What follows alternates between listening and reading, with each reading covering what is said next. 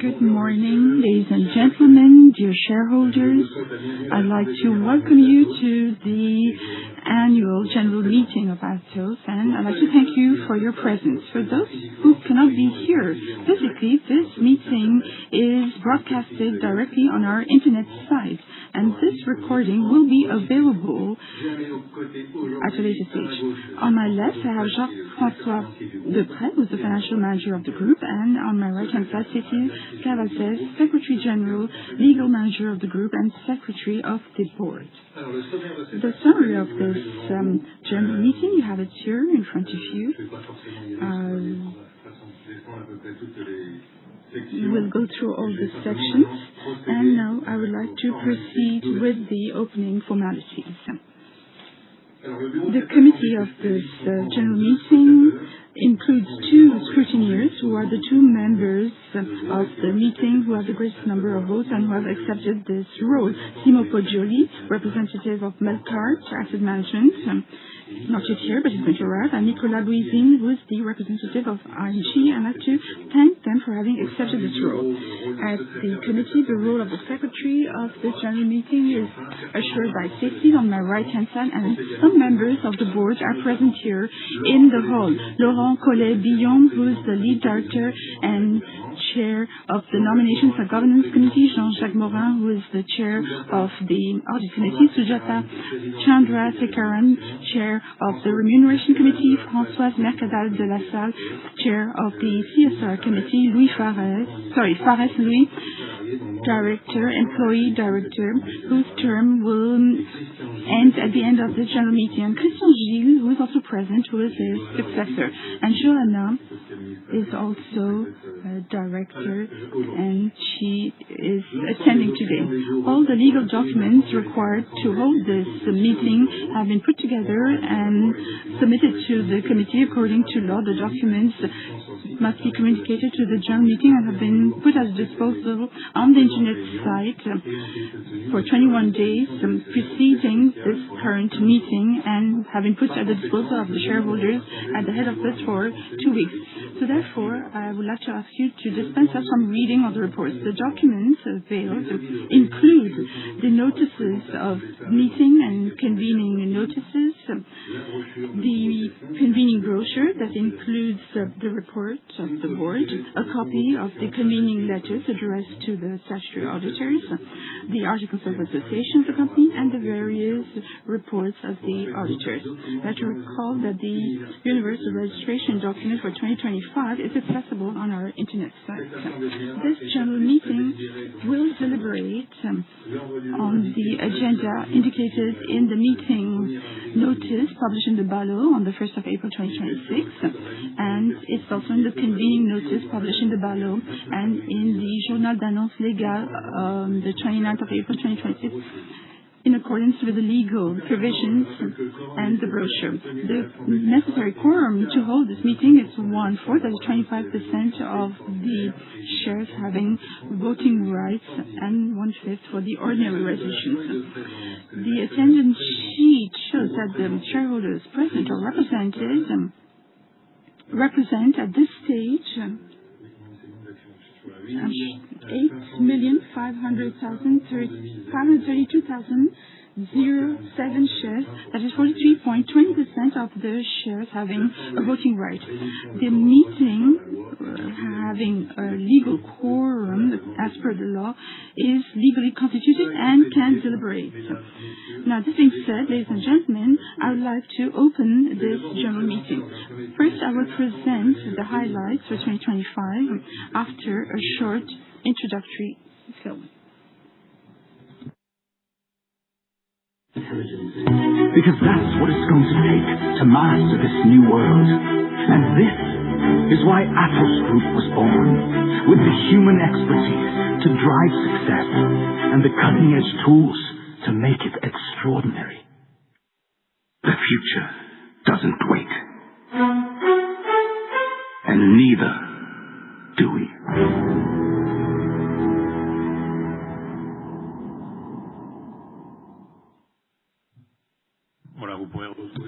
So you can find this video on our site, of course. And I'm not going to I'm going to take the first section. I'd like to tell you what happened in 2025. 2025 was a year of transformation. I arrived on the 1st of February as the CEO, and with the teams, we launched our Capital Market Day in May, and we announced our 2025-2028 plan. So what are the major thrusts last year? First, the financial performance was very strong with signs of recovery, and then we launched our transformation plan that we call Genesis. 100% of the savings objectives were reached in Q1 2026. So Genesis 1 plan is completed, and I relaunched a second plan which is underway. And the positive commercial momentum, which was not simple because the environment is very complex, as you know, and it's technological, focusing on three major pillars that we launched during 2026, which is related to agentic. We've launched a manifesto, sovereignty and cyber security, and the manifesto is going to arrive in a few weeks from now. When we look at the performance, look at the figures, 2025 revenue, Jacques-François will go back on this. It was 8 billion, 8.1 billion.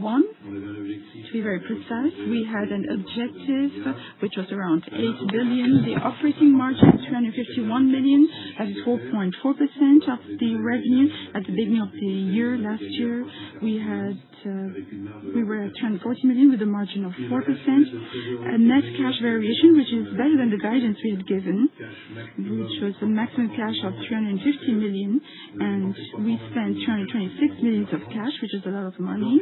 And in this 226 million, there was 445 million related to the Genesis plan out of an envelope of 700. In terms of liquidity, in our banking documentation, after our new debt that was set up in December 2024, we have a covenant that shows that we have outstanding greater than 650 million, and we finished at 1.7 billion at the 31st of December 2025. So Genesis, I think that you already know about this if you've looked at our site. So there were 7 pillars. There was a pillar on growth where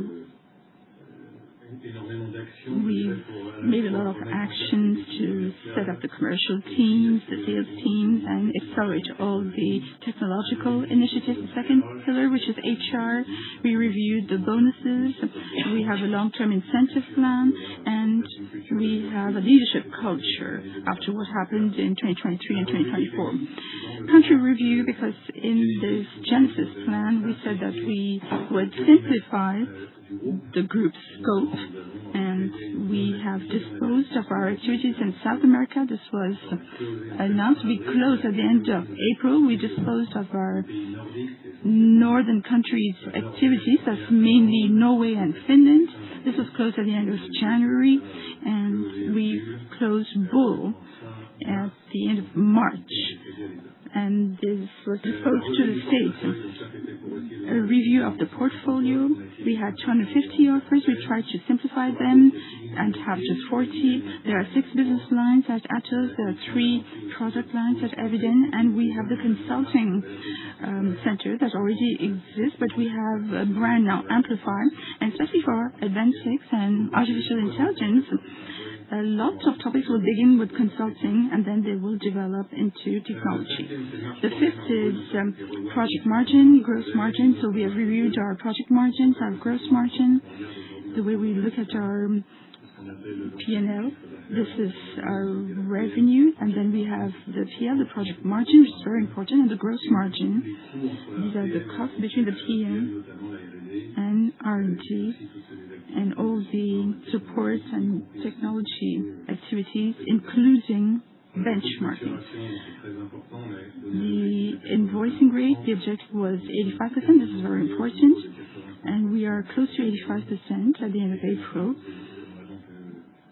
And we've also tried to do a little more offshoring because Atos is less offshoring than our competitors. But it's also due to the fact that we're very strong in certain sectors. Cost review, so nothing new here. We have a DSO which is still quite high, so we'll keep working on this year and next year.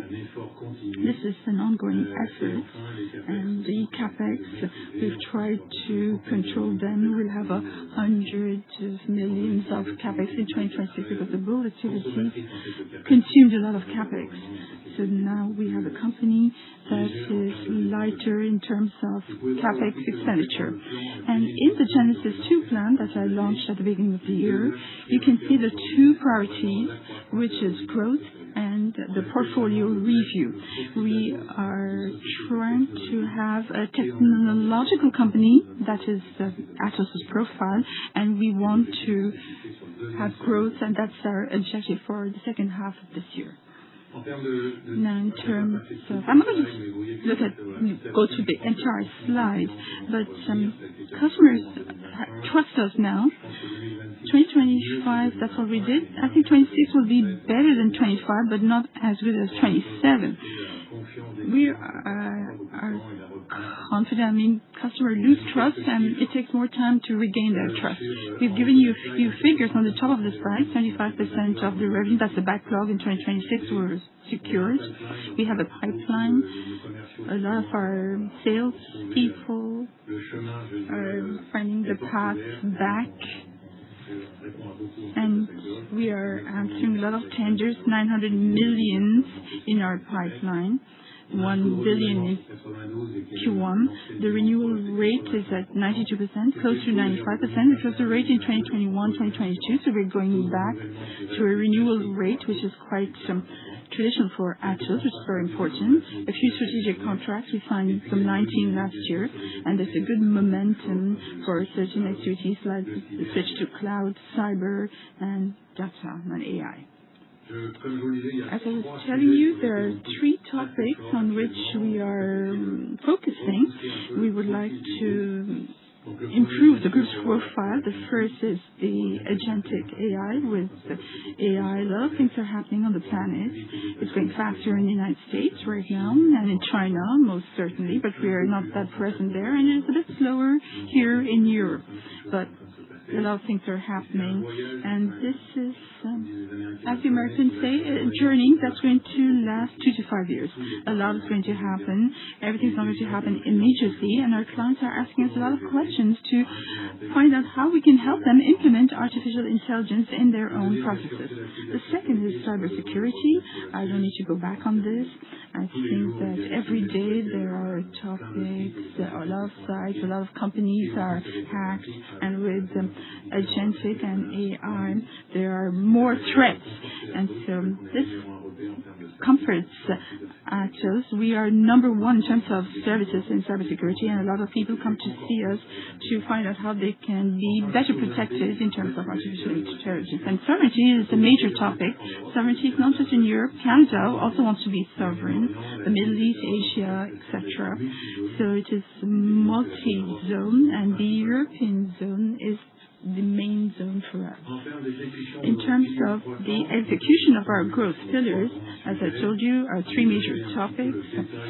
Here you have the details on what we're doing.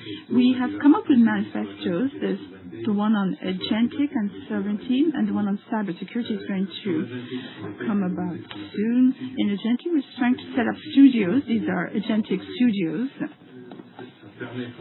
This allows clients to implement agentic in their processes.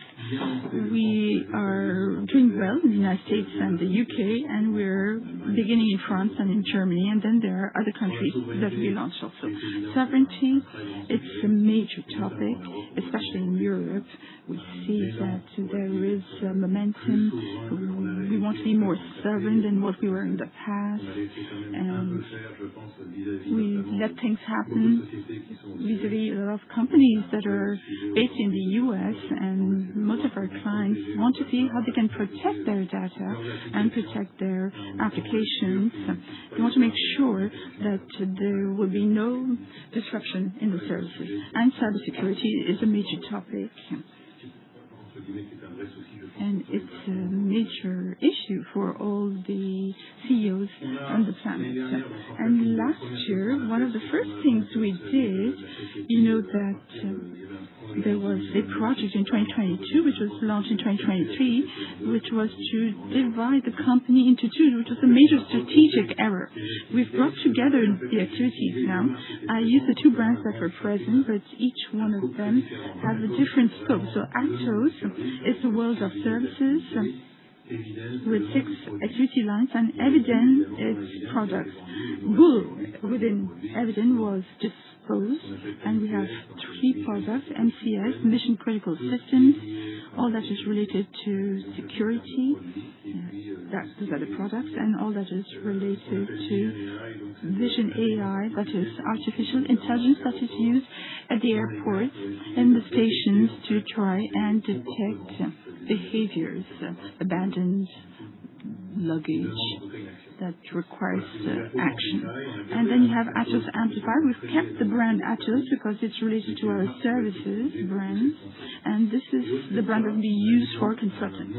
And we have the name of the group, which is Atos Group, and as a shareholder, you're going to be voting on that because now the name of the company will be Atos Group, and this will allow us to have the main brand that will host the 3 other brands, which is Atos Services, Atos Eviden, and Atos Amplify. Now, once we sold Bull and Ideal, which was the company in the Nordics and Latin America, we closed down a number of countries. What does the group look like at the end of December 2025? So at the end of December 2025, once we had the stable scope, so the revenue was 7.2 billion, versus the 8 billion announced earlier on. And here on the right-hand side, you have a CM&I, 30%, digital application, 20%. You have the percentages for the 7.2 billion of our 6 business lines, and Eviden, which is product. The operating margin is 214 million once we remove Latin America and Bull, 58,000 employees at the end of last year, not including Bull, Latin America, and 54 operational countries.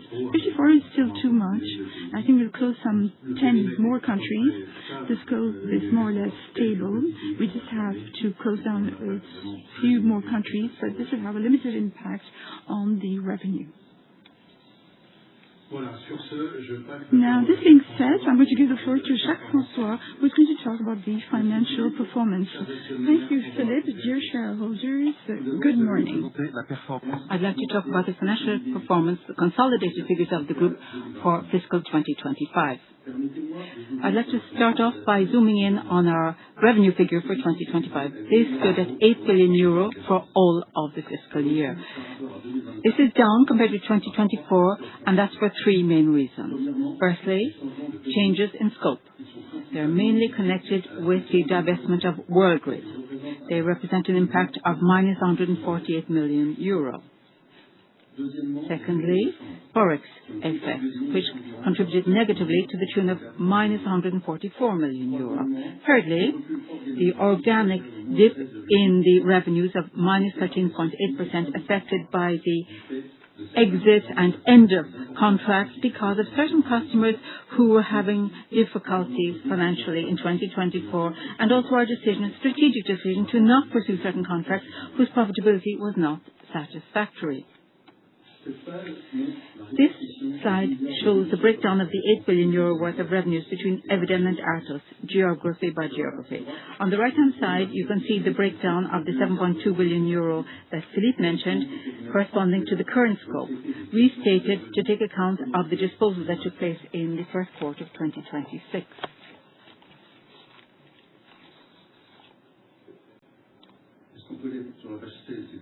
Page 16 here now. No, 15 perhaps. We'll focus on 15 for a minute, tells the speaker, if you don't mind showing number 15. This is the geographical breakdown of the revenues. And then the next slide is 16. So concerning our profitability, the group's operating margin stood at €351 million in 2025. That's 4.4% of the revenue figure, as opposed to 1.9% for fiscal 2024 on a comparable basis in terms of scope and Forex, that is on a like-for-like basis. This represents organic growth of 104% over the period of a year, driven by the improvement of our operational efficiency and the benefits also of the transformation actions undertaken in the context of our Genesis plan, and all of that in spite of the drop in the revenue figure in the fiscal year. Just like for the revenue figure, you can see here the breakdown of the profits per business activity or geographical zone according to two scopes. The scope as of end of December 2025 and the current scope that is restated to take account of the businesses disposed in the first quarter. Let's now go down in the P&L statement, right as far as the net income. The non-recurring items represented a net charge of €828 million, and I'll comment on the main features here. Firstly, the reorganization costs that stood at €540 million. That's an increase compared with the €119 million we committed last year, and this was connected with the implementation of the Genesis transformation plan. Secondly, the rationalization costs and the costs associated with that stood at €102 million. That's an increase compared with the €37 million we committed in the previous year, representing provisions connected with lease contracts and impairments of real estate assets. Thirdly, the impairment of goodwill and other non-current assets stood at €966 million.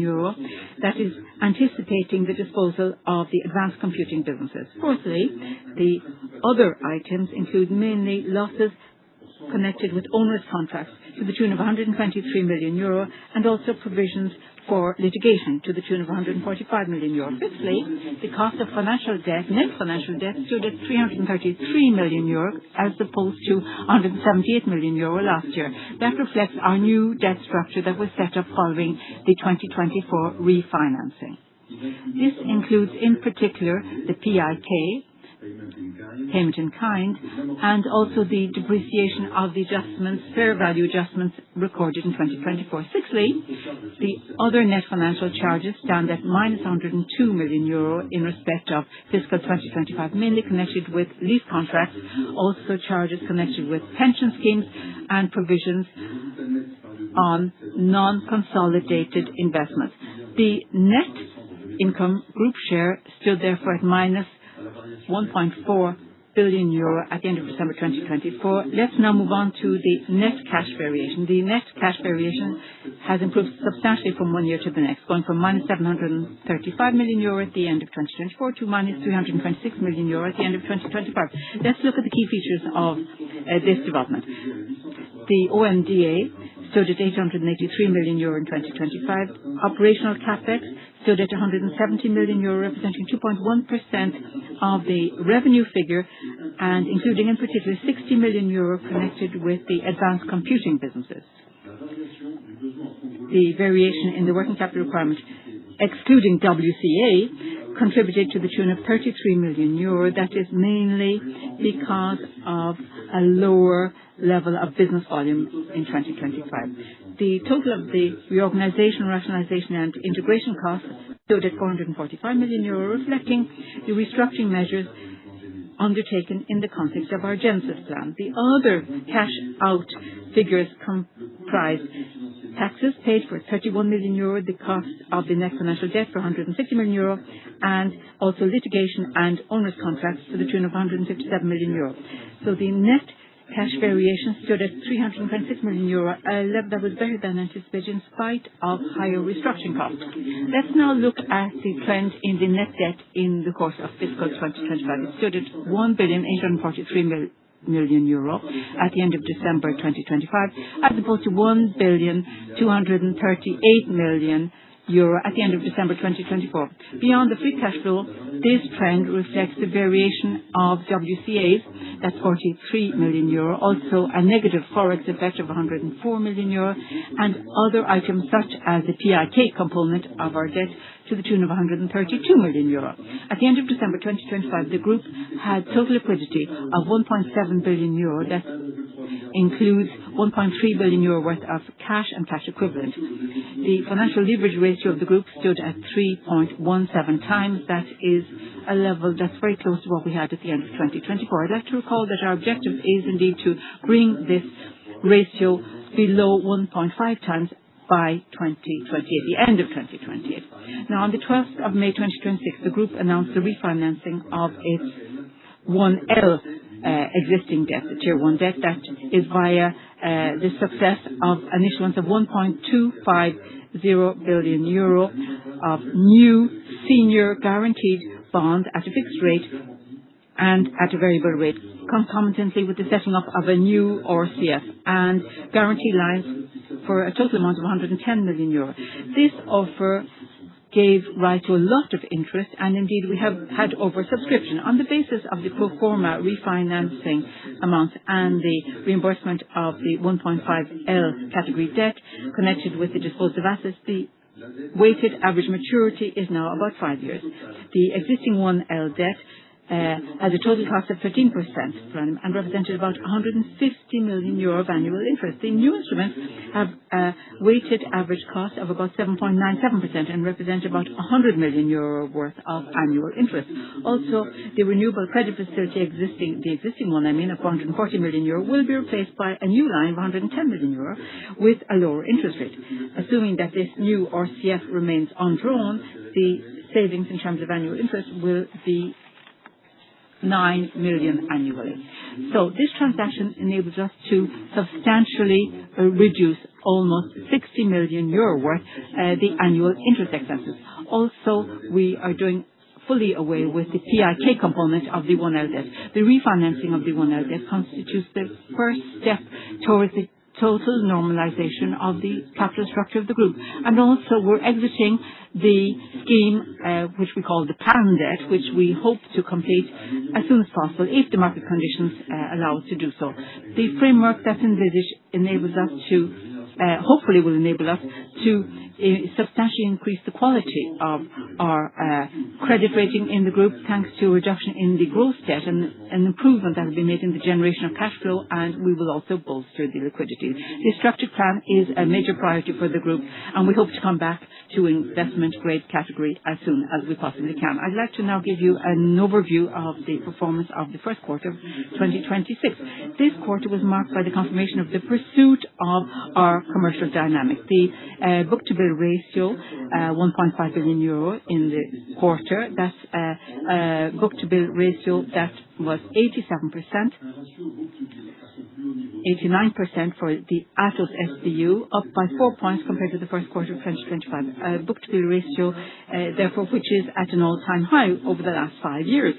The revenue figure of the group stood at 1.739 billion euro. That's 1.640 billion euro according to the current scope, which excludes the impact of the disposal made in the first quarter of this year, that is organically down by 11% compared to 2025. The net cash variation comes out at about 47 million euro in the first quarter of 2026, compared with minus 40 million euro in the first quarter of 2025. It's important to note that this figure includes 71 million euro worth linked to restructuring efforts and also the consumption of cash of bull in the quarter. So the liquidity position stands at 1.736 billion euro. That's a level that's slightly higher to what we had at the end of 2025. Let's move on to the statutory accounts of Atos SE for fiscal year 2025. The revenue figure of the parent company stood at 54 million euro, and it's mainly constituted of brand royalties received by Atos SE from its subsidiaries. The operating income stood at plus 82 million euro. This trend is explained mainly by the accounting of 108 million euro worth of other non-recurring operating income items, mainly connected with the unwinding of the financial agreement with Mittal in the context of the Unified case. We should also note that because of the change in presentation connected with the regulation of ANC 2022-06, certain items previously presented in the exceptional items are now accounted for in the operating income. This is particularly the case of about 57 million euro worth of consultancy fees connected with the refinancing and the restructuring of the group. The financial income stood at 1 €1,589,000,000, and it's mainly driven by €500 million worth of dividends received from subsidiaries and also €1,449,000,000 of write-backs of provisions and impairments in respect of investment securities. These positive items are partially offset by financial charges of €408 million, linked mainly to the cost of the debt and other financial charges in the fiscal year. The exceptional result is zero in 2025. This mainly stems from the entry into force of Regulation AMC 2022-06, which redefines the scope of the exceptional income and leads to reclassifications in terms of our presentation. So the amount for 2024 and 2025 will not be directly comparable in this line. The taxes on our income come out at €9 million. In total, the net income stands at €1,680,000,000. That's quite a big turnaround compared to 2024. Finally, on the 31st of December 2025, the stockholders' equity of Atos SE have come into the positive again to the tune of €749 million. This evolution reflects mainly dividends received from subsidiaries and also the write-backs that were recorded in respect of investment securities, enabling us to restore a basis for our equity base, therefore that is positive at the level of the parent company. These items reflect in the statutory accounts of Atos SE a gradual normalization that's going on in the status of the parent company after the effects that we saw that were particularly marked in 2024. Let's look at the risk management processes of the group. As a company, Atos Group is exposed to different risks. So to reduce our exposure and beyond that to succeed and develop in a secure and sustainable way, Atos Group has set up a system of risk management at different levels. The governance of this could be described as follows. The first line of defense is guaranteed by all of the employees of Atos in their daily jobs under the supervision of their managers. They define and execute operational processes, systems and controls so as to vouchsafe the resilience and the compliance with legislations, regulations, contractual obligations and the group standards and policies. The first line also does the identification, evaluation and management and reporting of the day-to-day risks. The second line of defense provides supervision and controlling functions. On the basis of the analysis of risks conducted with the assistance of complementary approaches, we define here the requirements in terms of governance of the risk at the level of the company and also those concerning the resilience of our operational activities. This level defines the functional policies, the limits of authority and maintains the framework for internal control whilst overseeing the efficiency of the controls conducted by the first line with the support of those who are in charge of internal control activities and the risk and internal control coordinators. The third line of defense is constituted by the internal audit team, which works to an annual audit plan approved by the management of the group and the audit committee. It conducts audits, surveys and assignments in terms of providing advice, also in order to supply independent reassurance about the efficiency of the first and second lines of protection. The chairman and CEO and the executive committee of the group receive regularly updates on the subjects connected with internal control, internal audit and risks. The audit committee is informed of the internal audit activities at least 6 times per year, as well as receiving the periodic reports on the contracts presenting important risks and updates on the internal control and the management of risks overall. Apart from the risk mapping of the company, this chart shows also on this slide the major risks per category. Thank you for your attention, ladies and gentlemen, dear shareholders. I'll give the floor now to Marie de Scorbiac, who will talk about the non-financial performance of the group in 2025. Thank you. Good morning. 2025 was a decisive moment in the decarbonization of Atos Group. The group achieved its SBTi short-term objective that consisted in reducing its absolute greenhouse gas effects by 50% between 2019 and 2025. As you can see it on the slide, the percentage of reduction reached 58%. This is outperformed our initial objective. This achievement is a result of a solid environmental program based on several levers: policies, processes, certain guidelines, action plans supported by the environmental management of the group. After having reached its 2025 objective, Atos Group commits to pursue its efforts in the field of decarbonization, and the objective is to have zero net emissions by 2050, as well as intermediary goals that will be submitted to the validation of SBTi in 2026. Thanks to our environmental performance in 2025, and thanks to the group's initiatives in the social area and in governance, covering all the CSR dimensions, the group maintained in 2025 is first rank in terms of sustainability. As we can see in the ratings presented here on this slide, especially the EcoVadis rating, which progressed by 4 points. Atos is therefore in its sixth successful year, top 1%. Dear shareholders, thank you for your attention. I have to give the floor now to Philippe Salle. Thank you, Marie. Could you talk about the goals and the financial journey? I'm going to tell you about this. The guidance given by Jacques-François at the end of Q1, where as you can see, it was a year of stabilization. 2025 was a reset year. 2026 was a year for stabilization, and 27, 28 will be years of acceleration. So this year there's a drop in the revenue between -1% and -5%. Last year we were between -13% and -14%, and it was obvious that stabilizing the company would mean that the first half would be negative, and we hope to have organic growth from Q3 onwards. But our operating margin will increase by 10%. It was at 4.4% last year. We're quite confident, whatever the landing of the revenue between -1% and -5% will have a margin at 7%, and we have a net cash variation, which is positive. This year will be at 0, and this variation is not including the Forex and the scope. And in 2028, these are the objectives we had fixed on the Capital Market Day in May 2025. We want to exert our growth between 5% and 10%. We're still aiming at a margin which would be at 10% in 2028, and as Jacques-François said, a clear deleveraging, our net debt versus OMDA under -1.5 times.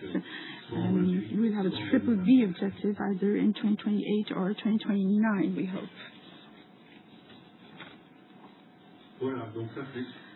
So those were our objectives for this year, and those are the objectives for 27 and 28 for our plan 2025-2028.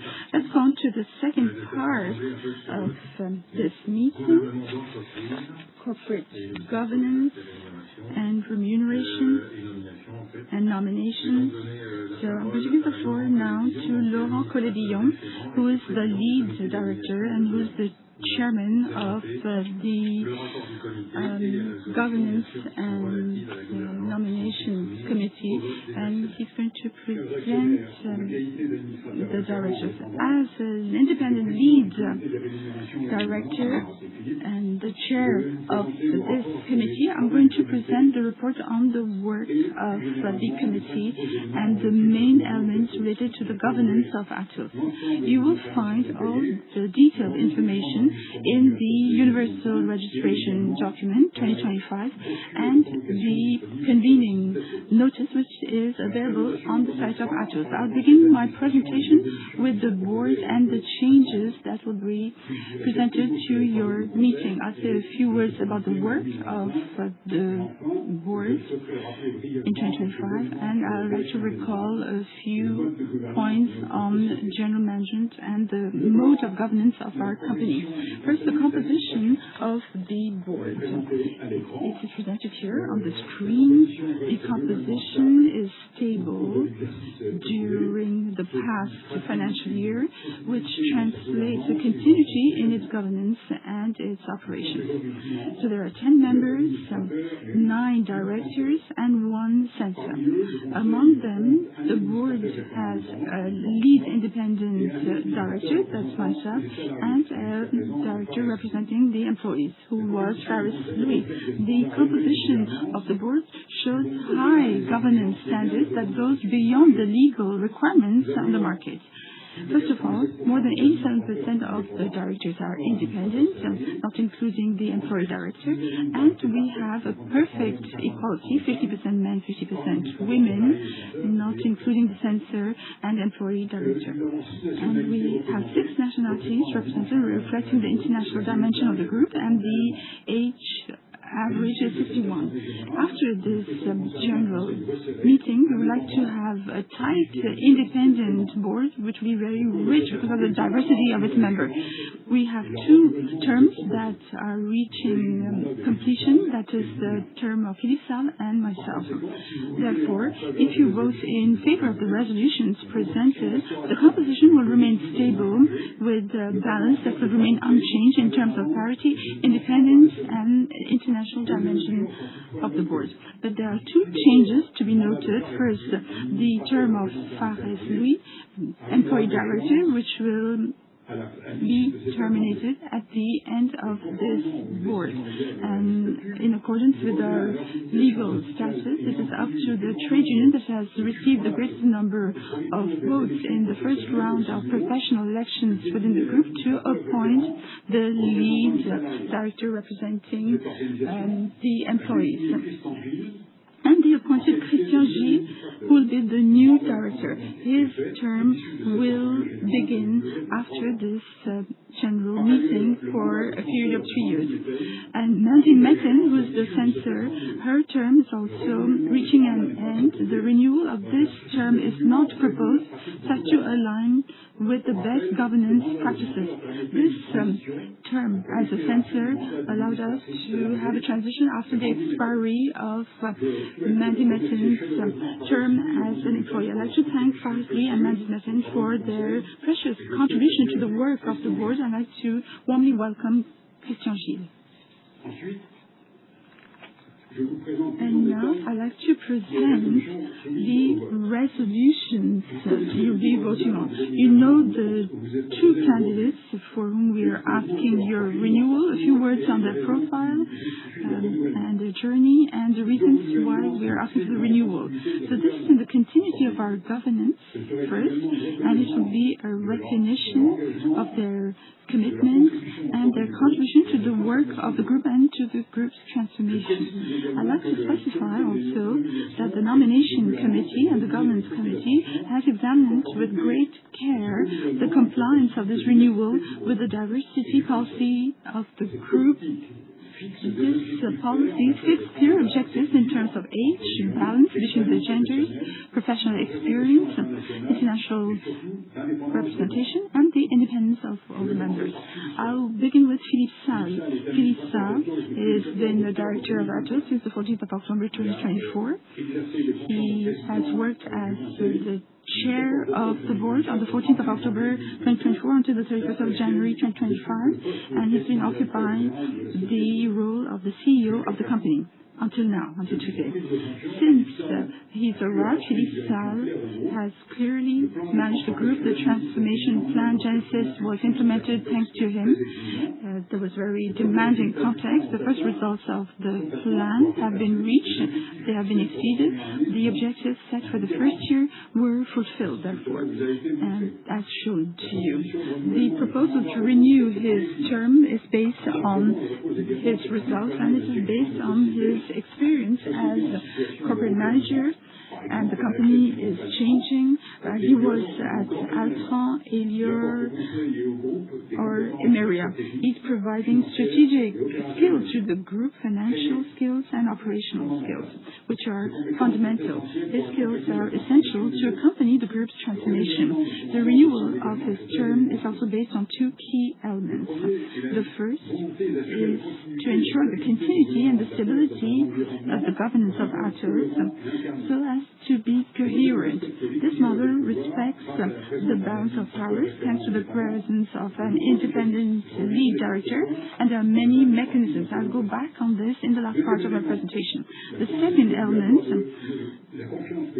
the board is trusting him fully. It is based on the contribution of Philippe Salle to the work of the board, and he's extremely assiduous because he attended all the meetings. In addition, from the financial point of view, Philippe Salle has committed personally when he arrived in the company. He holds more than 303,000 shares. That is 56% of the 1.56% of the voting rights of the group, which shows his attachment to the group. The board fully renews its trust to him, and we suggest you renew his term for a period of 3 years. If his term is renewed, the board has decided to maintain the unity of the functions of the board as CEO. And the board judges that this is adapted because of the context of the group of adaptation. So as for the second term, which will be renewed, that is Laurent Collet-Billon, and I'm taking the floor so that Laurent might not have to introduce himself. Laurent is an independent director since the 20th of June 2023, and he's a lead director since the 13th of June 2025. So he's attended, of course, the entire financial restructuring period. He was vice chair of the board until the 5th of March 2026. The board has noted that this function met a very specific context, and it is a minority practice in the French listed companies. So we have only retained this function as the lead director. Now to propose his candidacy, we are basing ourselves on his experience in the field of defense, security, digital. This is very useful for the group's activity. The deep knowledge he has acquired on the company since 2023 and during the restructuring and transformation phases that have been crossed by the company. And of course, he will pursue his role as the lead director, which is essential for the proper balance, for the governance, and for an efficient functioning of the board. The board would also like to underline that his attendance of 100% to all the board meetings and 100% of all the 3 committees in which he has participated. This is very important. And so the board has decided to renew its trust to him for a period of 3 years. If his term is renewed today, the board has decided to maintain him in his functions as a lead director, an independent director. I'd like to give the floor to Laurent for the rest of the presentation of the report on the committees and the governance. Thank you, Philippe. Just a few words on the activities of the board and its committees in 2025. The board, and I have the great honor to be the lead director, was deeply committed and mobilized this year. It met 17 times in 2025. The attendance rate was greater than 95%, which shows the great involvement of all its members. The sustained pace was indispensable because of the context. There were structuring operations, and also because of tight information of the strategic plan and close control of this plan. And the board and its committees carried out an external evaluation according to the AFAP-MEDEF code. And there were significant changes. The committee, the board is basing itself on a specialized committee, and it is preparing its analysis. In 2025, the Quorum permanent committee met 27 times with an attendance rate which is excellent, which is above 97%. The composition of certain committees was strengthened to better meet the issues of the group, and we will keep you informed of all the changes after this general meeting. I think that we can welcome the essential contribution and the great quality of the work of these committees, that is strengthening the decisions of the board. You will find a full presentation of the work of the board and its committees in the universal registration document. Now a few words on the governance of Atos. So the board has decided to maintain the unicity of the functions of the CEO of Philippe Salle and to renew his functions. And it has decided to renew me in my functions as a reference director. The board believes that a unified governance is the best solution, the most adapted solution, the most relevant one, considering the group's specificity. We want to be pragmatic, we want to have a clear, stable management and align the strategy validated by the board, and we want to have a concrete implementation. And this mode of governance is associated with a strong balance in our powers, and we have done our best to reinforce this mechanism. We have a great independence in our board, and 7.5% of the directors are independent, and all the chairs of the committees are also independent. We have a lead independent director. His powers and resources have been reinforced. He plays a key role in the application of the governance standards, and a certain number of topics require the prior authorization of the board, and they are determined in the internal rules of procedure of the board. We have executive sessions that are held regularly within our board, and this is done without the presence of our managers. This concludes my presentation on the governance, and I'd like to thank you for your attention, dear shareholders. Thank you, Laurent, and as the chair of this committee, I'd like to thank the committee for all this work. Now let's go on to the remuneration of the officers, of the corporate officers. And I'd like to give the floor to Sujata, who is going to present the information on the remuneration. And Suja is here, and she is available to answer all your questions. The video recording has been carried out so that we can have a translation in French of her presentation. I suggest you look at the video. Chair of the Remuneration Committee, it is my responsibility to present information on the compensation of your company's senior executives in accordance with the say-on-pay procedure. We will now review together resolutions 8 to 11, which are being submitted for your vote today.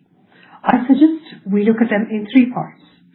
First, the compensation paid or granted in respect of the 2025 financial year. Second, the compensation policy proposed for directors for 2026. And third, the compensation policy proposed for the chairman and CEO in 2026.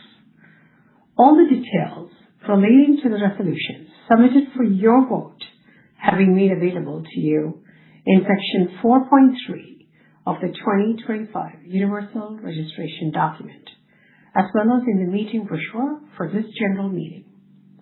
The first part concerns the compensation items paid or granted in respect of the 2025 financial year. This corresponds to the 8th resolution on the agenda relating to Philippe Salle in his capacity as Chairman and Chief Executive Officer for the period from February 1, 2025 to December 31st, 2025. This is the only resolution submitted for your vote in respect of 2025, as no other compensation was paid to any other corporate officers during the year. Indeed, for the period from January 1 to January 31st, 2025, both Jean-Pierre Mustier and Philippe Salle waived their remuneration for their respective roles of CEO and Chairman of the Board at the time. They also did not receive compensation in their capacity as directors. This being said, the 8th resolution concerns the compensation paid or granted to Philippe Salle as Chairman and CEO from February 1 to December 31st, 2025. As you know, the applicable compensation policy for 2025 was approved by the general meeting held on January 31st, 2025, under the 27th resolution with 92.5% of votes in favor. In accordance with this policy, Philippe Salle first received a fixed compensation paid pro rata temporis amounting to €1,100,000. Second, he is entitled to a variable compensation based on criteria pre-established by the Board of Directors. 60% is linked to financial objectives, 30% based on the group operating margin, and 30% based on the change in the group net cash. 20% is linked to the execution of the Genesis Transformation Plan, and the remaining 20% is tied to CSR objectives. At its meeting on March 5th, 2026, the board reviewed the achievement of these objectives based on the recommendation of the Remuneration, Audit, and CSR committees, meeting in joint sessions. The achievement of these criteria is shown on the screen, and more details are available in the 2025 Universal Registration Document and the meeting brochure. In summary, the board has noted that overall performance against the 2025 criteria was very strong. As you know, the operating margin and group net change in cash in 2025 were in line with the objectives communicated to the market during the Capital Markets Day of May 2025. Regarding the Genesis Transformation Plan, it was successfully executed and progressed ahead of schedule. Finally, the group delivered a very strong CSR performance with solid results in both decarbonization and key talent retention.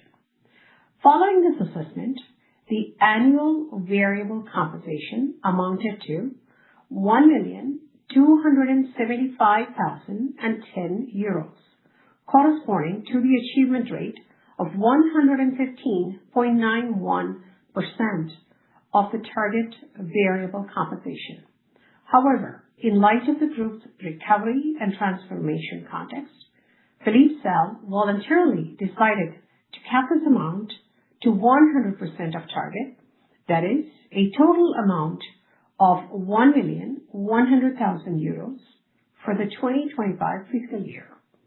In addition, a multi-year variable compensation in shares was granted in compliance with the 2025 compensation policy announced in January last year. Accordingly, the board allocated 425,675 performance shares to Philippe Sell on March 6, 2025 under the Performance Share Plan. As a reminder, the plan is a 4-year plan. It means that no other shares will be allocated before December 31st, 2028. The grant is subject to share price performance over the 4-year period. To receive the full allocation, the share price must quadruple compared to the subscription price of the capital increase with preferential subscription rights, that is, compared to €37. There are 3 vesting dates: 31st December 2026, 2027, and 2028, with a catch-up mechanism, and the CEO is subject to a holding requirement until December 31st, 2030. The annualized long-term variable compensation in shares represents 136% of the CEO's maximum total gross compensation, that is €3 million, and therefore does not constitute a disproportionate share of it. Regarding benefits, Philippe Sell was covered by the group's health insurance scheme, representing an annual employer contribution of €10,185. Finally, Philippe Sell did not receive any director's fees in 2025. In summary, the total compensation paid to Philippe Sell for the 2025 financial year amounted to €1,110,185. In addition, he is entitled to €1,100,000 in respect of his variable compensation, subject to your approval, and has been granted performance shares in line with the compensation policy approved by the general meeting. As part of the ex-post say-on-pay procedure, you are asked in the usual way to approve the information set out in Article L 22-10-9 of the French Commercial Code concerning the compensation of corporate officers in respect of the 2025 financial year. This information is presented in the 2025 Universal Registration Document. You will note that the total director's compensation for 2025 amounts to €999,996.80, in line with the compensation policy approved by the General Meeting. I will now move to the second part of my presentation, which concerns the compensation policy applicable to directors for 2026. This is the purpose of the 10th resolution. For 2026, on the recommendation of the Remuneration Committee, the Board decided to maintain the annual total remuneration envelope for directors at €1 million.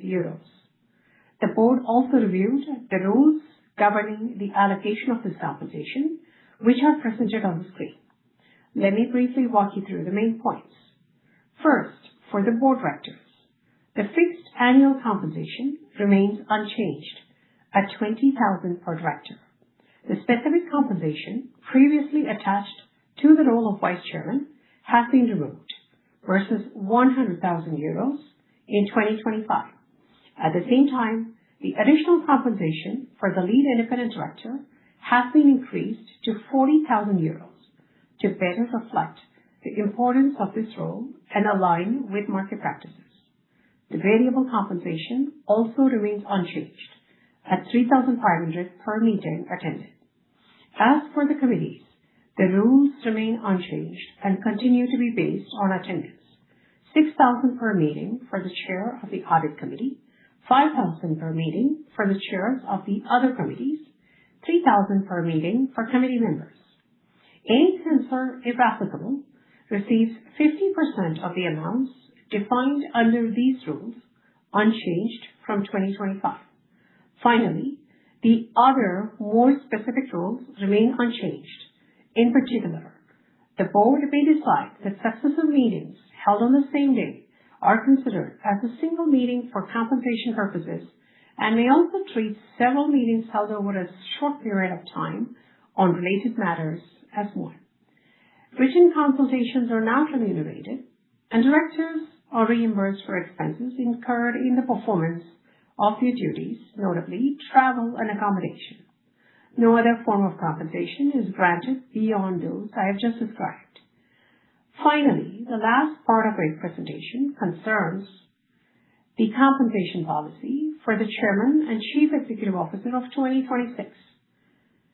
This is the subject of the 11th resolution. If approved, this compensation policy will apply to Philippe Salle from January 1st, 2026. On December 17th, 2025, on the recommendation of the Remuneration Committee and the CSR Committee, the Board of Directors decided to renew the 2025 compensation policy for 2026, except for the definition of new performance criteria for the annual variable compensation.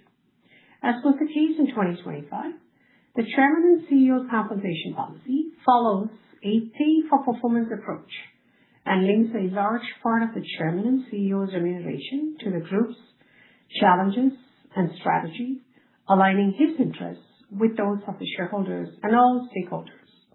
The compensation for 2026 consists of the following elements.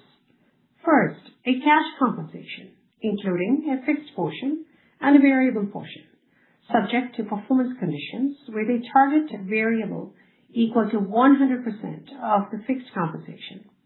Second, a multi-variable incentive in shares, also subject to performance conditions. This long-term component was already approved under the 2025 policy and granted in 2025, with no new allocation before December 31st, 2028. And third, a potential exceptional compensation linked to the successful and early refinancing of Atos' debt. Let me now detail the main components.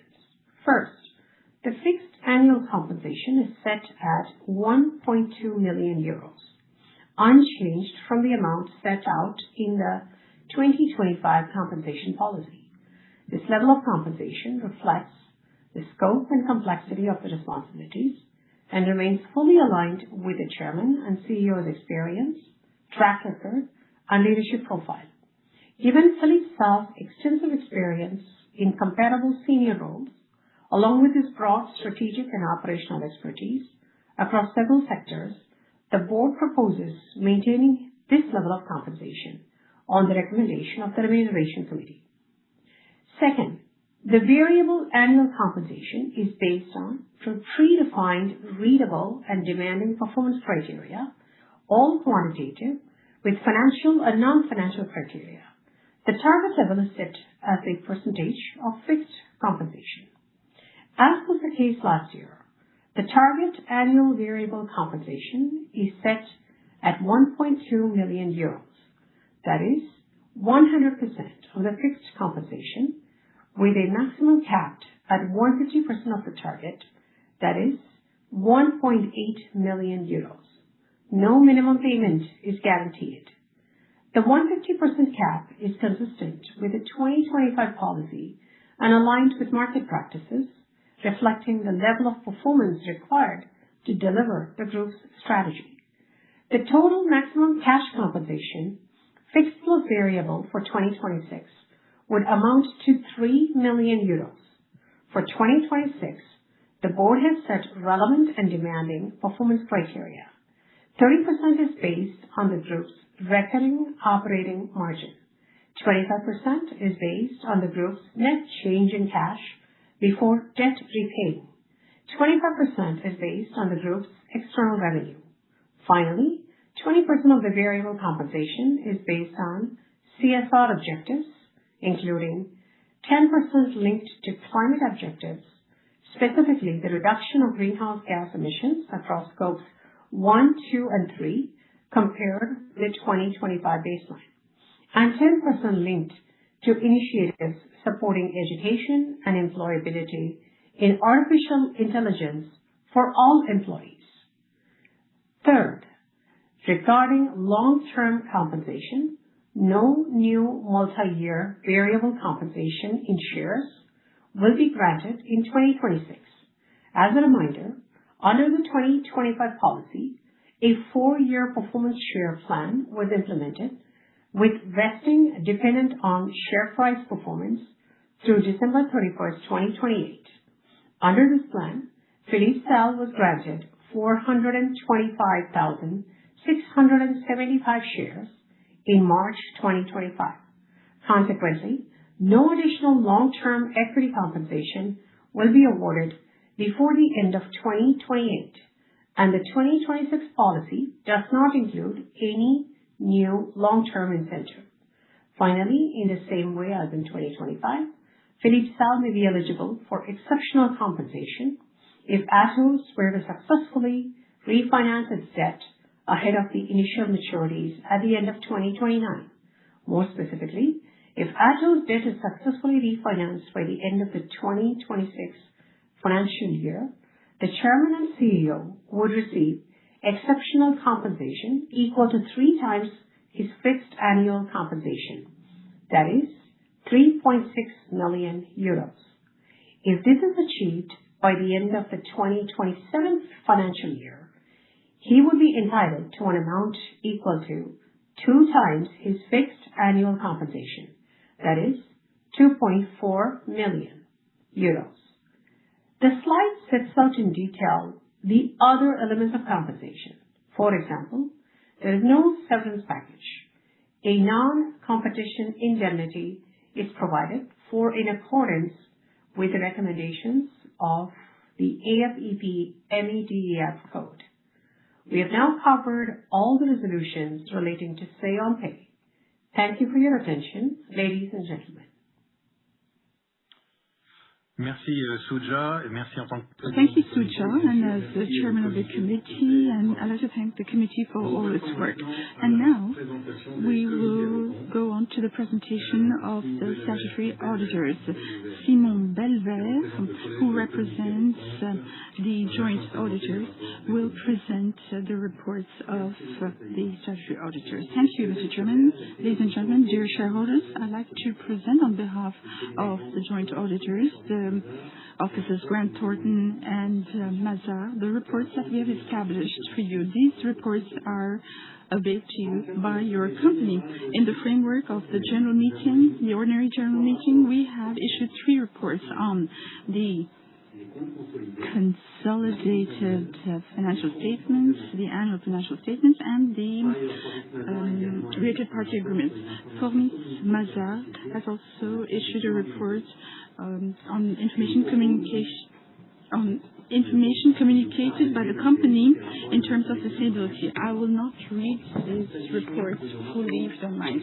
As for the report on the consolidated and annual financial statements, the objective of our mission is to obtain a reasonable assurance that these accounts don't have any misstatements, any material misstatements.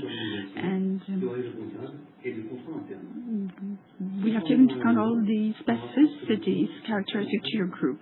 As for the law, we have taken into account a few key points of this audit. For the consolidated financial statements, this is the evaluation of the recoverable goodwill, the accounting of the revenue on the services, multi-annual contracts and lump sums, and the litigation with the Trizetto company. As for the statutory accounts of Atos AGM, we have taken into account the evaluation of the securities.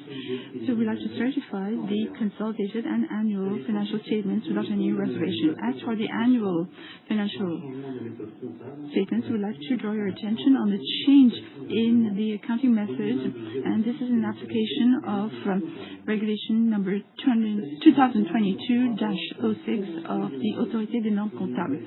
As for the special report on related party agreements, we have not received any notice nor any authorized convention that were concluded during the past financial year. We have also issued a limited insurance report on the information in the field of sustainability, and this is presented in the management report. This report says that there are no mistakes or omissions on this information. And finally, as for the reports issued for the extraordinary general meeting, we have issued 3 reports on the issuance of shares of various values, which are summarized here on this page. Our reports have not showed any particular comments for these operations that are part of the conditions provided by the Code of Commerce. Ladies and gentlemen, dear shareholders, I'd like to thank you for your attention. Thank you very much. I'd like to thank our statutory auditors for their work. The reports of the auditors are, of course, available on the internet site of the company. And now we're going to go on to the presentation of the resolutions that will be then submitted to your vote. I'd like to give the floor to Cécile. Thank you, Philippe. Ladies and gentlemen, dear shareholders, 24 resolutions will be submitted to your vote today. For a great number of them, they have already been broached during the different presentations. This presentation will therefore focus on the topics that have not yet been broached. First of all, we have the ordinary part of this meeting. The first 3 resolutions concern the approval of the financial statements and the net income. I'm not going to go into the details because these topics were mentioned in the presentation of the financial manager. The 4th and 5th resolutions concern the composition of the board. These elements were presented to you earlier on by the chairman of the Nominations and Governance Committee. The 6th resolution concerns the appointment of BDO Paris as the statutory auditor in charge of the certification of the accounts of the company. I'd like to remind you that the term of Grant Thornton will expire after this General Assembly, and it will not be renewable anymore because of the rules limiting the duration of these terms of office. The board therefore proposes, on the recommendation of the Audit Committee, to appoint BDO Paris for 6 terms, that is until the general meeting that will approve the accounts in 2031. This proposal takes into account the knowledge of BDO, of the activities and the group's organization, the expertise of its teams, and its audit approach. For information, this company, BDO, has said that they would accept this term in case of a favorable vote of this resolution, and that there is no incompatibility nor any ban that would be likely to stop BDO from exercising this function. The 7th resolution concerns the usual approval of the auditor's report on the related party agreement. I will not say more because this report does not mention any related party agreement. No related party agreement has been authorized or pursued in 2025. The 8th up to the 11th resolutions concern the remuneration of the corporate managers. This was presented to you in full details by the chair lady of the Remunerations Committee. I'll not go back on that section. The 12th resolution is the traditional resolution for the buyback of shares by the company. This resolution presents the same characteristics as the one approved by the general meeting of the 13th of June 2025, apart from the maximum purchasing price that was fixed at €125. Besides, it cannot be implementation during the public tender for the shares of the company. In a traditional way, the buyback of shares could have several goals, including the management of the liquidity contract or the implementation of employee share ownership plans. I'd like to specify that apart from these standard goals, no share buyback program is planned before 2028 in compliance with what was announced during the Capital Market Day on the 14th of May 2025. I'm going to pursue with the extraordinary part of this general meeting. As for resolutions 13 to 21, we ask the general meeting to decide about a certain number of resolutions on the share capital of the company. In other terms, the financial resolutions that are submitted to your vote this year are similar to the ones that you approved in January 2025 and that will expire very soon. Now, to go back to the characteristics, the common characteristics, that is from resolutions 13 to 21, these delegations of authority cannot be used in a period of public tender, so it is not a mechanism of defense. They have a duration of 18 to 26 months. Therefore, the General Assembly is regularly consulted in this respect. They are all capped with, first of all, overall limit, 40% of the capital, and with a sub-cap at 10% of the capital, and to that we write off the amount of increase in capital with suppression of preferential subscription rights or some specific subcaps can apply according to the operations aimed at. Now, as for the capital increase, which are mentioned in these resolutions, there's the capital increase, which is traditional, with maintenance or suppression of the DPS. Resolution 13 to maintain the DPS that will allow the existing shareholders, if they wish so, to subscribe according to the pro rata of their participation. Resolutions 14, 15, and 17 are increases in capital without preferential subscription rights, with the traditional increase in capital, 14th resolution, an increase in capital for qualified investors. In the 15th resolution, increase in capital without preferential subscription rights in favor of one or more specifically designated persons. In the 13th resolution, resolution number 18, which is the green shoe capital. So the increase of capital with or without DPS, if that takes place, well, we can increase the number of securities to be issued. To pursue the other delegations concerning other types of increases in capital, the increase in capital tries to remunerate contributions in kind, that is resolution number 16. The company is granting shares in exchange of contributions in kind. The increase in capital with inclusion of premiums and reservations, that is resolution 19, the company would grant shares to all its shareholders. And finally, resolutions 20 and 21 concern the increase in capital reserved to the employees or those who own an employee shareholding plan or a specific plans.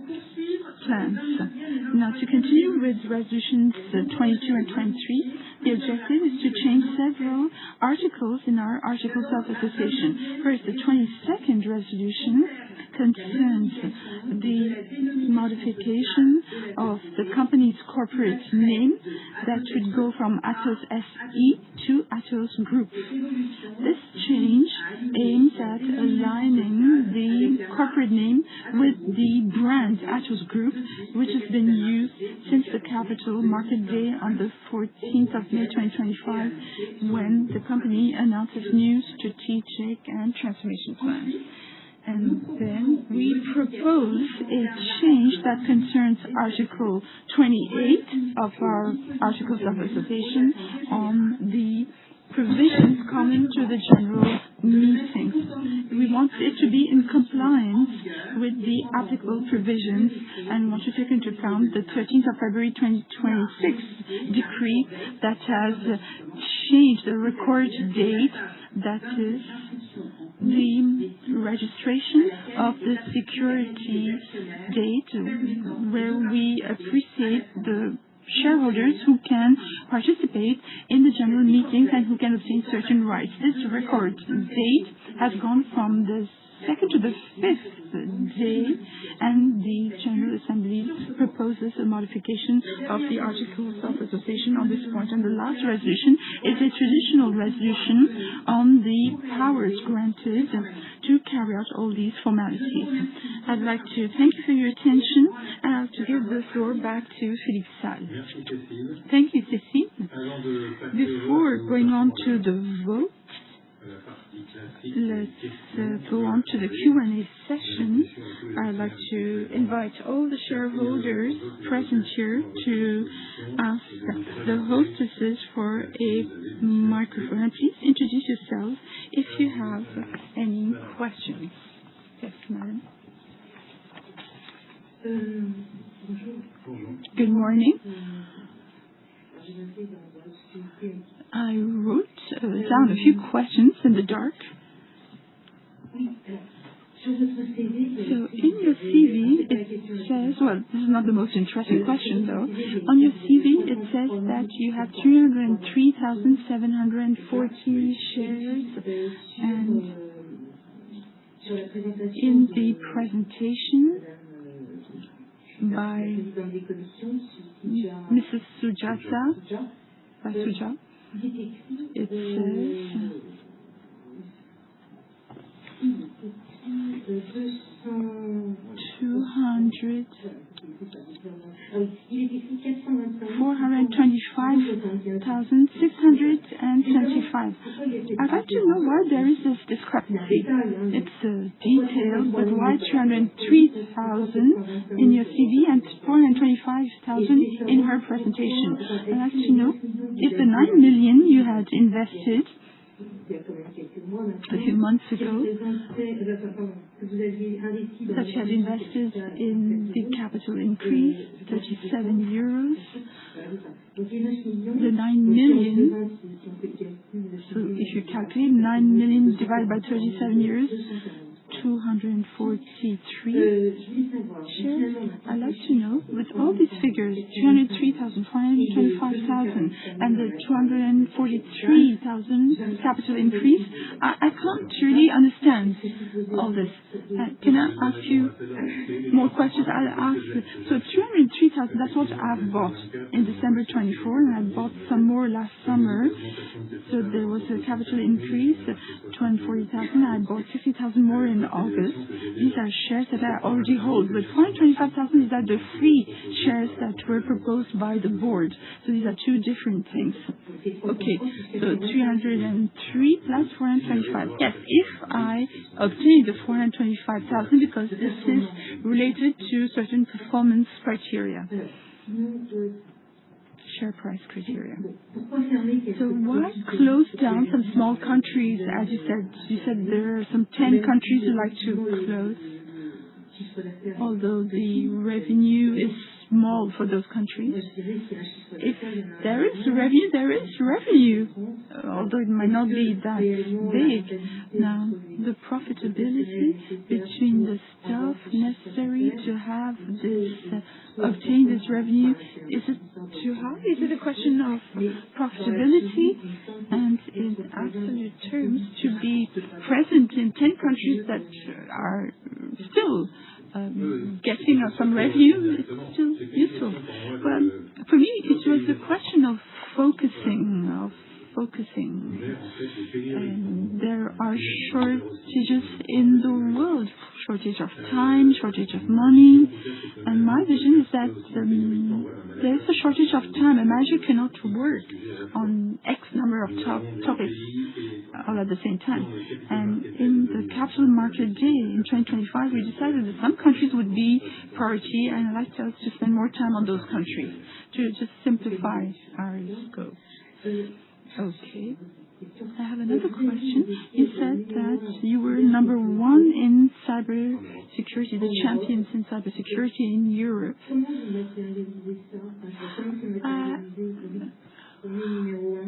How is this proven? I mean, it's through the revenue. Okay. And the last question. Why did the stock price was 2 times 61 euros twice? It went to 33, 32, then the 2 times 60, finally. We wonder why. Well, I can explain why. So the price, share price, I cannot control it, so I cannot tell you why the price is changing. The price is just the translation of the shares we are taking and the robustness of the company. We were at 50 euros at the end of 2025. We were at 50 euros in January, and from the end of January, something happened. There were articles, many articles on. They call that the apocalypse, on all the effects of artificial intelligence, all the effects of AI on companies like Atos, on software. There was a panic on the markets, and all the services companies lost their share price since February 2026. The stock exchange is always in the extremes. When things are fine, it's fine, and when things are going wrong, it crashes. And it's the same thing for the Atos share. There was a panic, and as usual, it's just no point explaining that no, we have to prove it with our figures, and this is what all our competitors are doing, and we'll see each and every quarter, a company like Atos is not going to disappear because of artificial intelligence. I think there will be a lot of opportunities. We will have to transform ourselves, but this is what happened in February 2026. And right now we're still in this area of turbulence. There are a lot of questions on the impact of artificial intelligence in companies such as Atos. And the other question, well, I can't tell you, it's not in my control. From February onwards, well, in Wall Street in particular, in the European stock market too, there were two categories. AI losers and AI winners, they were called. The ones who win out and the ones who stand to lose. We're classed by them in the category of losers. Don't ask me why. That's just the way it was decided by people who gave companies names. And some of my competitors found themselves in the loser category too. But you can imagine there were lots of investors, talking about this. The thing is, we react when these things are said. The only thing we can do is to deliver good results and prove our worth. And that's what we're currently doing. We see the half-yearly results at the end of July. And we'll have to just prove that our company won't disappear with AI, with the advent of AI. I think the company will do better and better in the upcoming quarters if we deliver our results and if we manage to show that Atos is continuing to bolster its business in a market that's changing constantly. A last question, if you like. Yeah, I've seen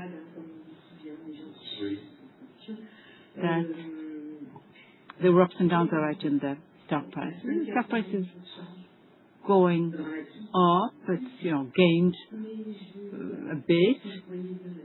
What can you say about the trend in the stock price? Well, there are funds who like to short their positions, We're in that kind of world. There's a lot of volatility around, so some funds make money quickly upward when stock prices go up or down. So I'm not the market maker who decides all that, Like lots of CEOs, I'm against that kind of position because it's playing on the ultimate drop in our stock price, placing bets on that kind of thing. But that's part of the stock market rules.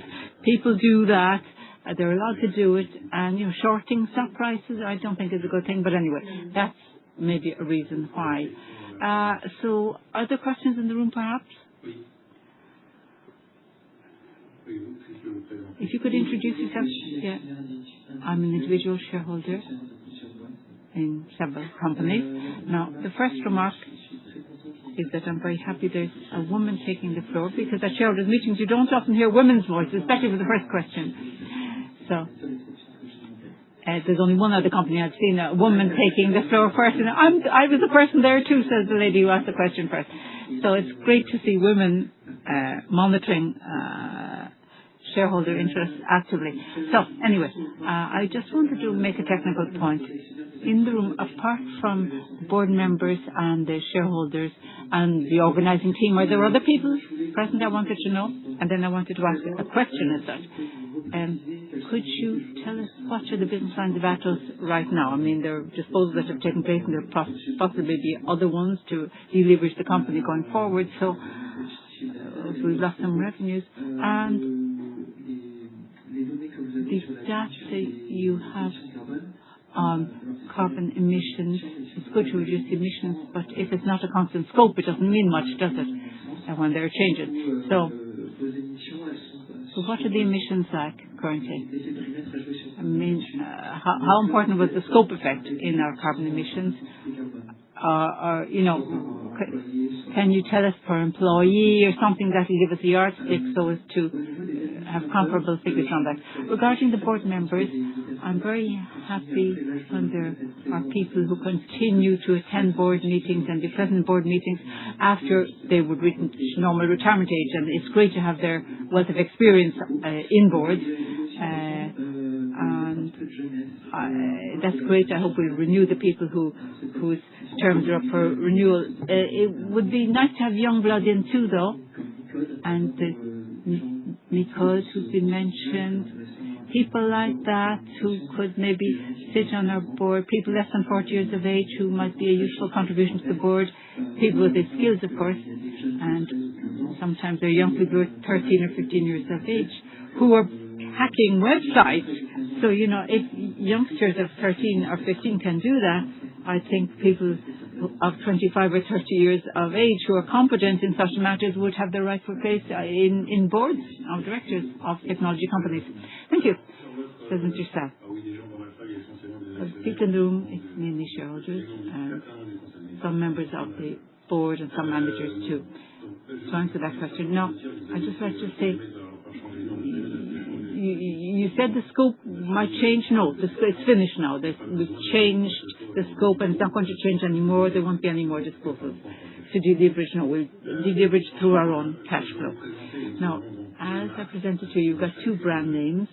Each of them has their own specific business area. The Atos area has, there are six business areas, the infrastructure, cloud, and so on, and cybersecurity in terms of services, data and AI, everything to do with the setting up of data, and then AI with the agentic studios, and you have the digital workplace, smart platforms, that's the setting up of ERPs, and digital applications, that's the development of applications, which are in-house applications, are tailored ones. So they're the six main business areas of Atos. We were doing that before and we're continuing to do that. In Evident, there are three business lines: mission critical systems, cyber products, these are products then, encryption, and then vision AI, that's artificial intelligence, connected with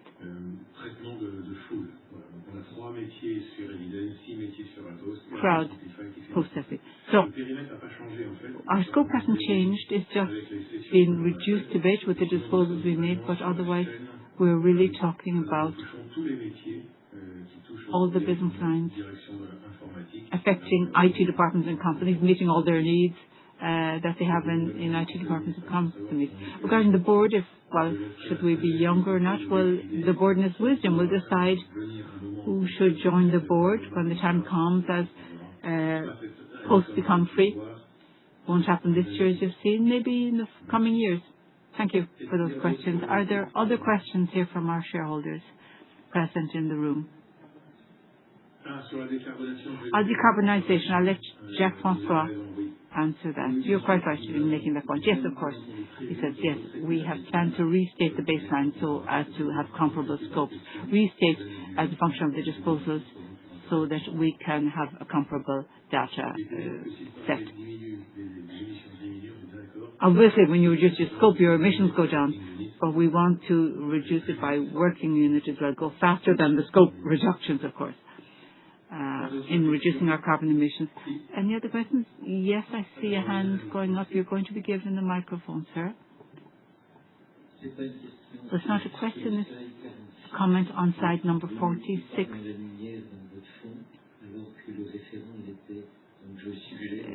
I suggest you enhance the photographs because you weren't in the limelight and your lead independent director was. I think the photographs should be retaken, improve the quality of the photos on that slide number 46, please. Thank you. We'll bear that in mind for next year. Somebody over there has a question too. Hello, I'm a shareholder and I'd like to say our French president has announced quantum computing support going up by €1 billion. Are you going to avail of that kind of support from the French government? Well, that's a good question. On quantum computing, that would be the bull activities, the ones we disposed of. They were very active on quantum computers, and their startups doing it very well here in France as well. So it's not the scope of Atos right now, of Atos Group. In cybersecurity, of course, yes, indeed, we'll be able to look into how we can help out in those respects.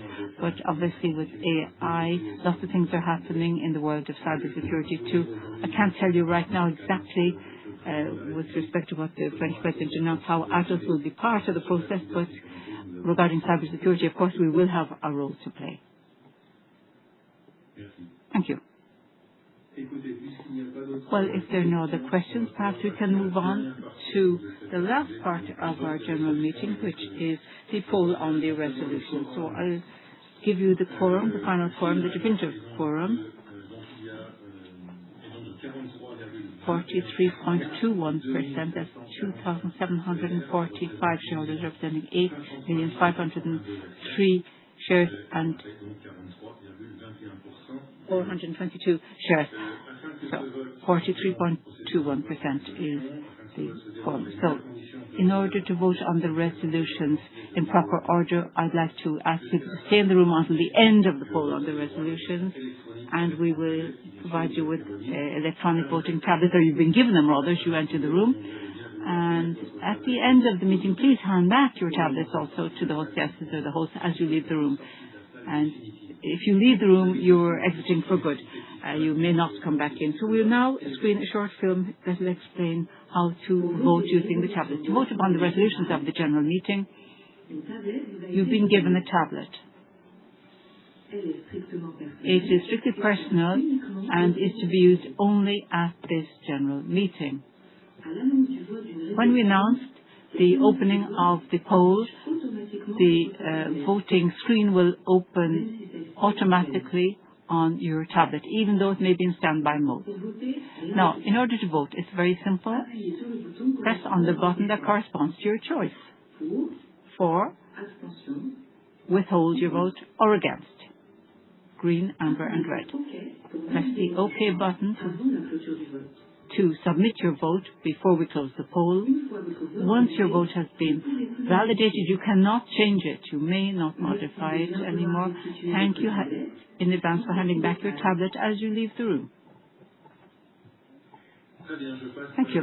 I'll give the floor then to Cécile Cabosset so as to organize the poll on the resolution. Thank you, Philippe.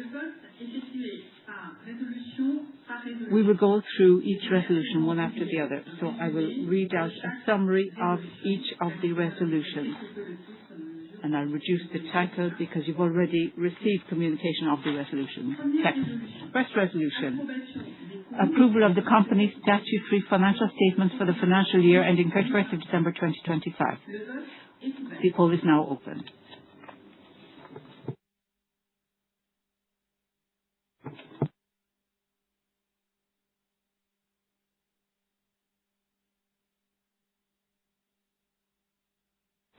The poll is now over.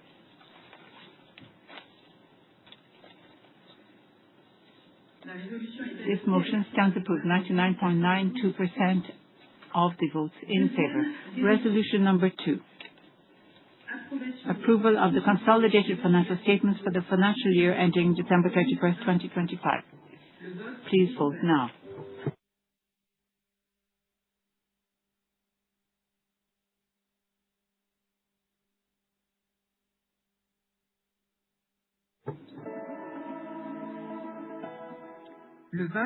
The poll is now over. This motion is approved, 99.92% of votes in favor. Third resolution. Allocation of the net income for the financial year ending December 31st, 2025. Please vote now.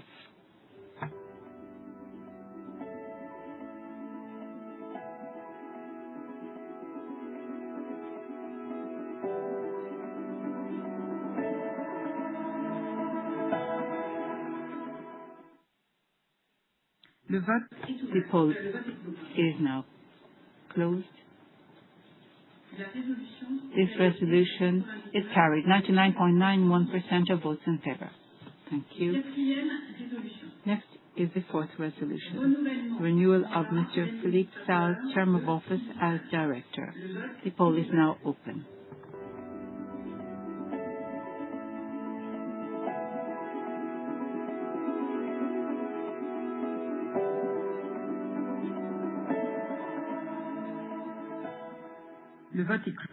The poll is now closed. This motion is approved, 94.35% of votes in favor. Resolution number 5. The renewal of Mr. Laurent Collet-Billon's term of office as director. The poll is now open.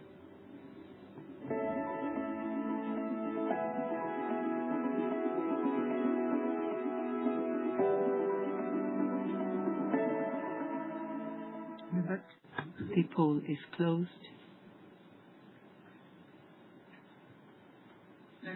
This resolution is approved. 99.66% of votes in favor. Thank you. Resolution number 6, the appointment of BDO Paris as statutory auditor. The poll is open.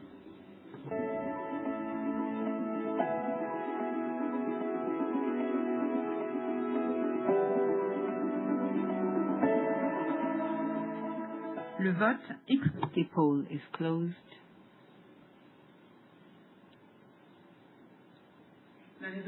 This motion is carried. 99.91% of votes in favor. Next is the 7th resolution, the special report of the auditors regarding the agreements referred to in Articles L. 225 to 38 and the following of the French Commercial Code. The poll is now open.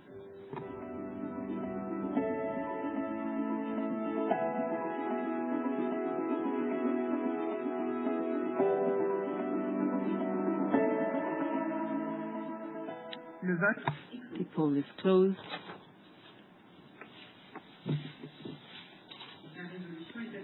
This motion is approved. 99.89% of votes in favor.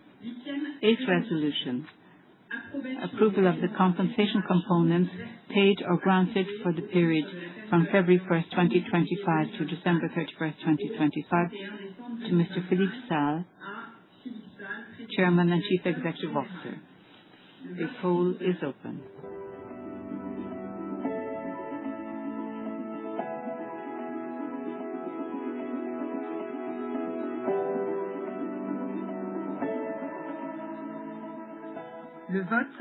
The poll is closed.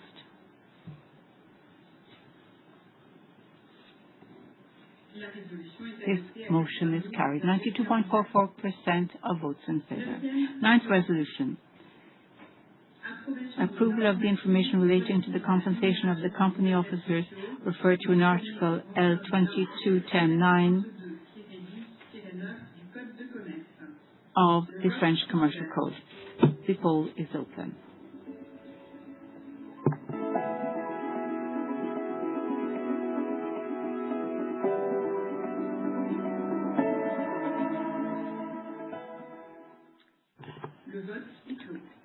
The poll is now closed. This motion is carried. 99.07% of votes in favor. Thank you. Next is resolution number 10. Approval of the compensation policy applicable to directors for 2026. The poll is open.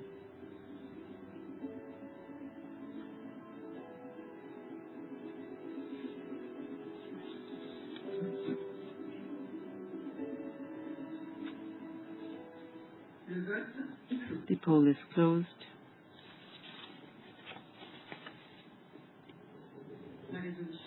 This resolution is carried. 99.49% of votes in favor.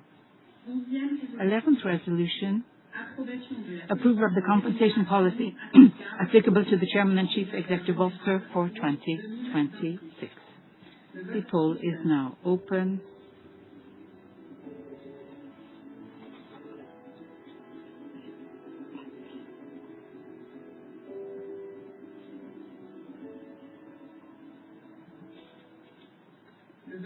The poll is closed.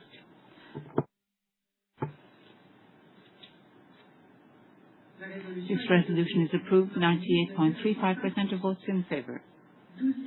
12th resolution. Authorization to be granted to the Board of Directors for the purpose of purchasing, holding, or transferring shares in the company. The poll is now open.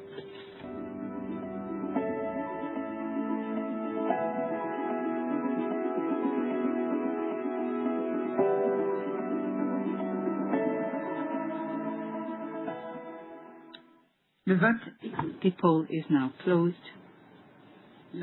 This motion is adopted. 99.79% of votes in favor. Thank you. 13th resolution.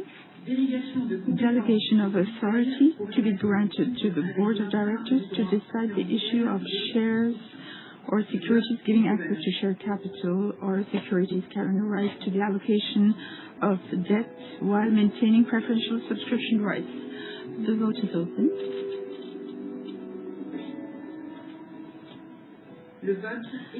The poll is closed.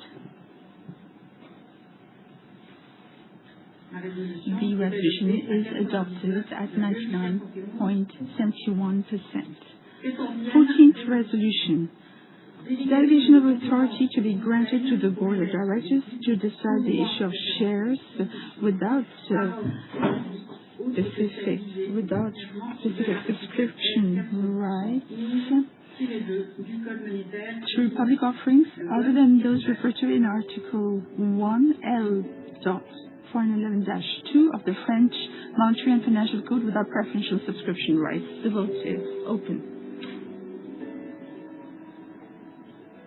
The poll is closed.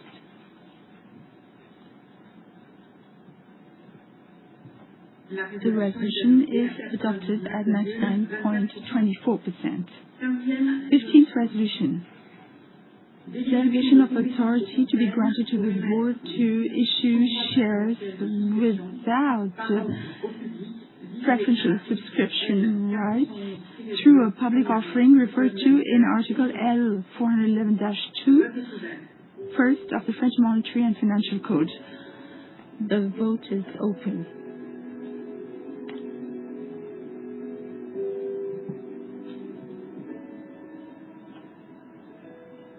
The poll is closed.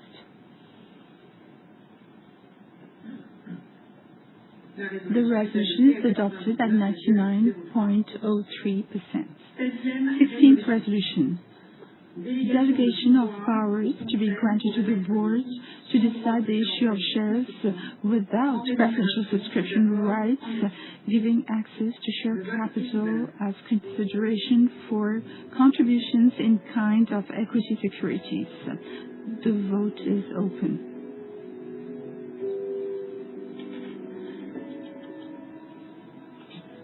The poll is closed.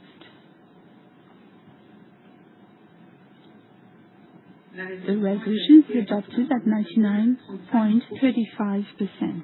17th resolution. Delegation of powers to be granted to the board to decide the issue of shares without any preferential subscription rights in favor of one or more specifically designated persons. The poll is open.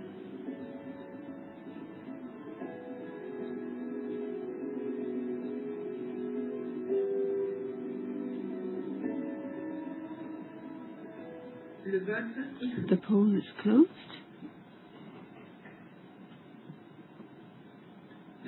Resolution 17 is adopted at 99%. 18th resolution. Delegation of authority to be granted to the board to increase share capital, to increase the number of securities to be issued in connection with the share capital increase with preferential subscription rights maintained or cancelled. The poll is open.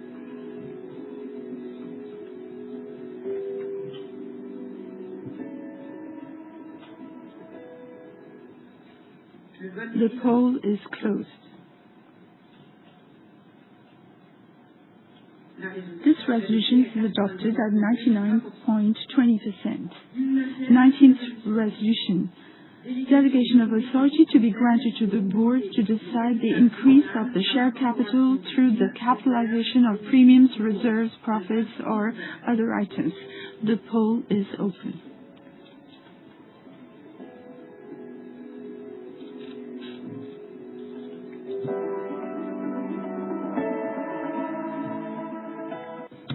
The poll is closed.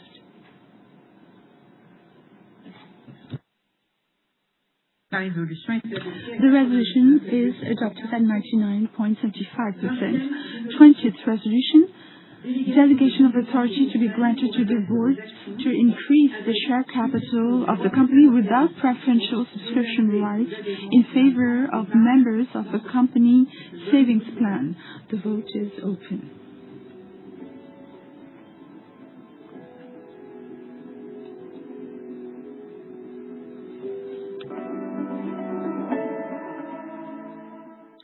The vote is closed first. This resolution is adopted at 99.69%. 21st resolution. Delegation of authority to be granted to the board to increase the share capital of the company by issuing shares reserved for certain categories of persons without preferential subscription rights in favor of such persons in connection with the implementation of an employee shareholding plan. The poll is open.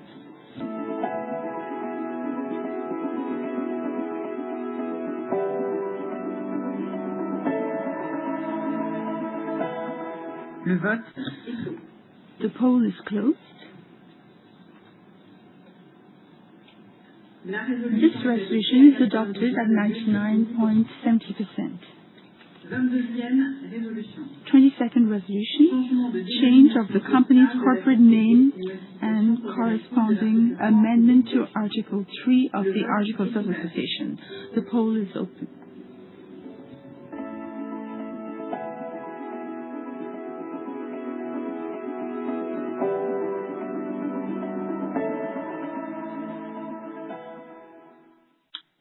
The poll is closed. This resolution is adopted at 99.85%. 23rd resolution. Amendment of Article 28 of the Articles of Association relating to the provisions common to general meetings in order to bring it in compliance with the applicable provisions. The poll is open.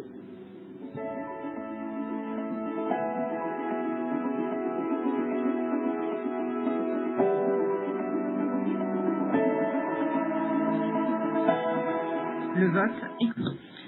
The poll is closed. This resolution is adopted at 99.89%. 24th resolution. Powers. The vote is open.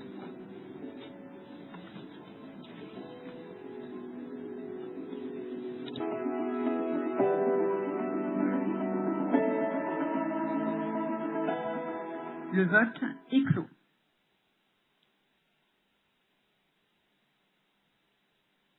La résolution est adoptée à 99,82%. Merci à toutes et à tous pour votre attention. Je repasse la parole à Philippe. Merci Cécile. Mesdames et messieurs les actionnaires, je déclare la clôture de cette assemblée générale, excusez-moi. Merci pour votre présence et pour votre attention et je vous dis bien sûr à l'année prochaine. Bonne journée. Sorry, I declare the general meeting closed. Thanks for your attention and see you next year.